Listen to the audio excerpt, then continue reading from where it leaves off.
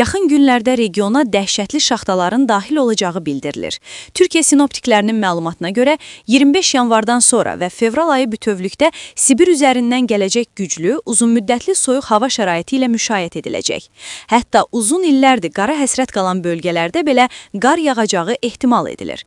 Mütəxəssislər bəzi ərazilərdə qar yağışının rekord səviyyələrə çata biləcəyini istisna etmirlər. Bu cür soyuq hava kütlələrinin regiona təsiri necə olacaq? Sibir soyuğu necə izah edilir? Bunu iqlim dəyişməsi yoxsa həmin aylar üçün normal hal kimi dəyərləndirmək olar? Global Info.az-a danışan ekoloq Cəmşid Bəxtiyar bildirib ki, yanvarın sonlarından etibarən regionda havanın soyuq keçəcəyi proqnozlaşdırılır. Sibir soyuğu ifadəsi bu kontekstdə obrazlı məna daşıyır.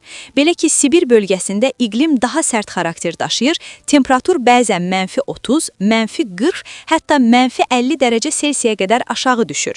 Orada iqlim daha quru olduğuna görə bu cür şaxtalar insanlara bizim regiondakı qədər sərt təsir göstərmir. Azərbaycanda isə rütubətlilik daha yüksək olduğundan mənfi temperatur daha kəskin hiss edilir. Bu baxımdan Sibir soyuğu ifadəsi adətən normadan xeyli aşağı temperaturun gözlənildiyini göstərir. Sibir soyuqları Avrasiya qitəsinin şimal-şərqindən daxil olan çox soyuq və quru hava kütlələri ilə bağlıdır. Əsas səbəb Sibir bölgəsində qış aylarında formalaşan güclü yüksək təzyiqli Sibir antisiklonudur. Ekoloq qeyd edib ki, bu antisiklonun birbaşa regionumuza gəlməsi gözlənilmir. Lakin bölgənin özünə məxsus atmosfer prosesləri də kəskin soyuma ilə nəticələnə bilər.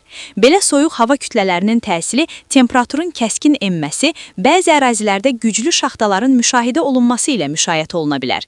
Yağıntıların yağış və qar şəklində düşməsi, şimal-şərq küləklərinin güclənməsi və effektiv soyuqluq hissinin artması da mümkündür. Bu şəraitdə yol səthinin buz bağlaması, infrastruktur problemləri və kənd təsərrüfatına mənfi təsirlər yarana bilər. Ona görə də aidiyyəti qurumlar sürücülərə və kənd təsərrüfatı ilə məşğul olan şəxslərə qabaqlayıcı xəbərdarlıqlar verməlidir.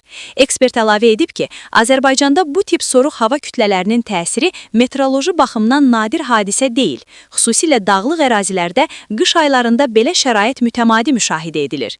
Hava qısa müddətli atmosfer hadisələrini ifadə edir. İqlim uzun müddətli orta hava şəraitini xarakterizə edir. Müəyyən ərazi üçün xarakterik olan və uzun illər, təxminən 30 il və daha çox təkrarlanan hava xüsusiyyətləri iqlim hesab olunur. Sibir soyuğunun qış aylarında müəyyən dövrlərdə regiona təsir göstərməsi normal meteoroloji prosesdir.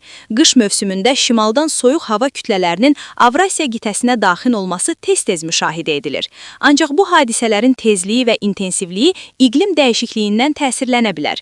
Nəticə etibarilə yanvar-fevral aylarında Sibir mənşəli soyuq hava dalğalarının müşahidə olunması normal qış hadisəsi sayılır. Lakin bu hadisələrin intensivliyi və tezliyi iqlim dəyişikliyi fonunda dəyişə bilər.